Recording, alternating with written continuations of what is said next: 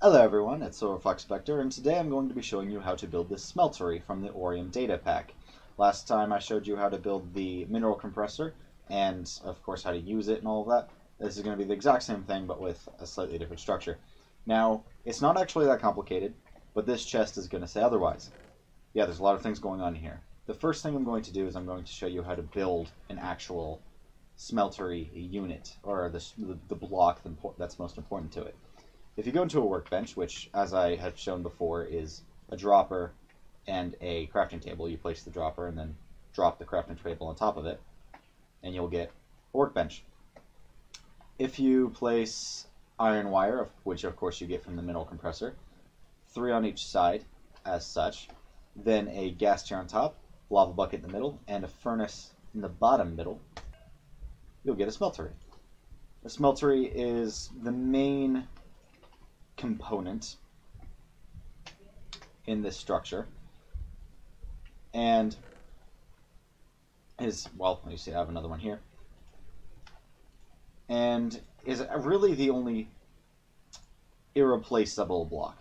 I don't know how else to word that, but as you see I have in my inventory 9 slate bricks and 11 slate bricks separately.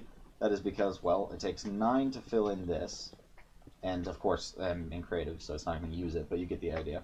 It takes 9 to fill in the bottom. Then you can place a smeltery in the middle on any of these sides. You'll get a little message that pops up in chat saying place successfully. And of course you can place it on any of the sides. Of course, if you do this, it will not work. You can only have 1 in per structure. Then the other 11 bricks can go around like this. And when I place the last brick, you'll hear a little noise. That sound indicates that it is actually a valid smeltery that will run. If you were to break any of the blocks, you'll hear a power down noise. Any of them. And that is any that would make it so that it doesn't work. This can work as 1 level, which is what I'm going to show it as first. But it can actually be built up to 4 levels. Actually, I'm going to just build it up instead, so you can get an idea of how big this thing can get. You can you see the other one over there, but it does not need to be any specific size for any particular material or run the exact same way. The fact is it's just a little bit more efficient to make it taller. And breaking that won't make the power down sound effect. It's got to be one of these bottom layer bricks, which are actually crucial to it functioning. You break this, it's not going to make a difference. It just now no longer can process anything at that height or above. And in case you had forgotten how to make slate from the last video, or you didn't see the last video, there is slate and slate bricks. Slate is 3 nether quartz, 2 coal, 2 flint, 2 clay. It's shapeless, and you'll get 2 slate from that. And then a 2x2 pattern of slate will give you 4 slate bricks. It's not too expensive, but it can be a little bit tedious to get with the given materials. But if you get enough of it, which is, to be honest, a pretty decently sizable amount, you can get slate bricks. Now you might be wondering what this is. Well, not anymore. It's an advanced smeltery. With 8 electrium, another material that you can get from the mineral compressor, you can actually turn a smeltery, well, if you place it in the middle, and surround it in electrium, you'll get an advanced smeltery. Advanced smelteries have only one advantage, and that's that they run 4 times faster. Same exact price for running it, same function, does the exact same thing, except, as I say, 4 times faster. It's the only advantage, and that's the only reason why it's so cheap to upgrade. The Orium Smeltery does not work the same way as smelteries from actual mods, because, well, quite simply, there's a lot going on in those mods that is really hard to simulate with just a data pack. So instead, what I did is I just made it a way of multiplying your resources, namely your ores. And I have a lot of lava here, and that's because that's what you actually need to power this. If I put in lava, it will start to run, regardless of if there's anything in it. What I'm going to do is I'm going to put in 10 of each of these so that you can get an idea of how much more you'll get out of it. If I place in 10 iron and let's say, well, let's just go with 10 iron for now. And this is a regular smeltery. But I don't want a regular smeltery. I'm going to get an advanced smeltery for the sake of demonstration. This hopper is just to take out the bucket after the lava bucket is consumed. So we got an advanced smeltery and 10 iron. If I place in a lava bucket, it'll start to run. And you'll see those little particle effects. You'll see the things slowly, quote-unquote, melt. Any solid blocks in there turn into that. And then it will summon, if you will, the output right in front of the smeltery, and all of the blocks of lava in there will have turned into stone or cobblestone. Pretty even distribution of it. And as you can see, it consumed the lava and the bucket's now empty. If I pick this up, I got 30. Iron scales by a factor of exactly 3. However much iron you put in, you'll get 3 times that. Gold, on the other hand, is the one that you can actually get the most of the easiest. If you put in 10 gold and a lava bucket, after 10 seconds for this, it's 40 seconds for the regular smeltery, you will get the gold. The gold has a scale of exactly 3.5. That is the largest increase that you get from any of the materials. These are the only 5 materials that actually work with the smeltery. That is iron, gold, emerald, diamond, and nether quartz ores. The other ores don't work because, quite simply, I didn't think it made a whole lot of sense to smelt coal, and it didn't make a whole lot of sense to smelt lapis lazuli, which is a powder in real life. Same thing with redstone ore, which is also supposed to be a powder. The gemstones, the metals, and quartz is sort of a gem metal thing. I figured that is what made sense. Any materials, any blocks that you put in here will be turned into lava and melted and then turned into stone. It does not matter what they are. Anything will be replaced, even bedrock, if you somehow got bedrock in here. So it is advised that you don't put anything other than these 5 ores in. Next is emerald ore, and I'm actually going to do emerald and diamond at the same time because you actually can do that. You can place multiple in at the same time and it will smelt them simultaneously. I'll put in lava and you'll see this begins to melt. Keeping track of everything that's melted. Summons it in. These have the same scale of 2.7. So whatever you put in, you'll get 2.7 times that. Exactly 2.7 times. So it's best to do these in multiples of 10, of course. Iron doesn't matter. Gold is best in multiples of 2. And then the gemstones in multiples of, as I say, 10. The last thing, of course, is quartz, which I'll just put in 10 again. And give it a quick smelt.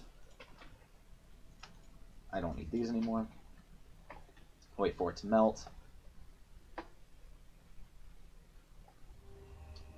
And you get 2.8 times. Again, another one that you want to do in multiples of 10 because it is a strange decimal. But as you see, you get 2.8 times however much you put in. Now, if you were to interrupt it, because I know that's a question you might ask, like, what if I didn't want to keep getting more lava and I wanted to interrupt it?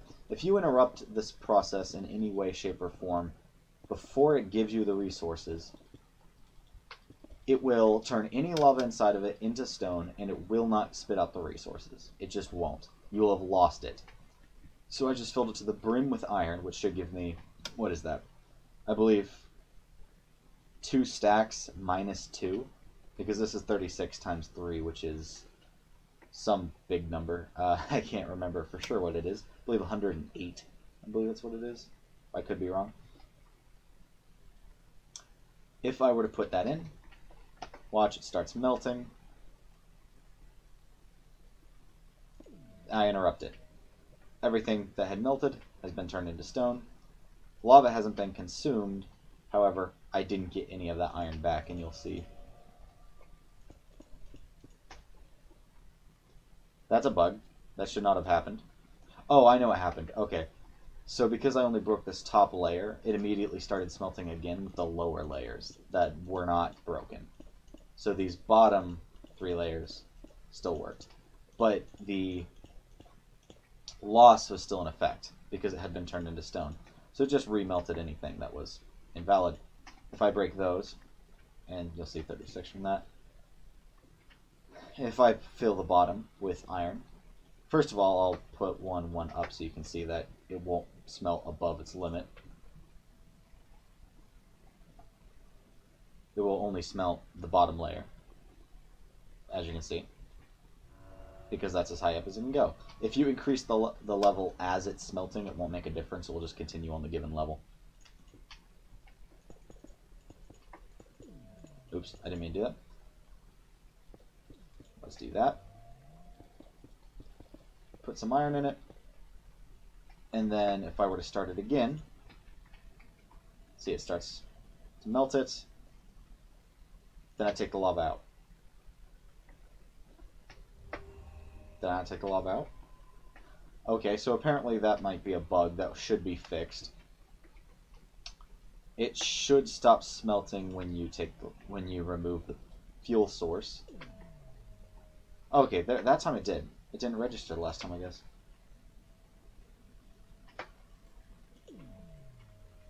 Alright, so that was strange, but normally it should cancel the process. That time it didn't. I'm not sure why, but it's fine. And as I say, if you were to break the bottom level after it started,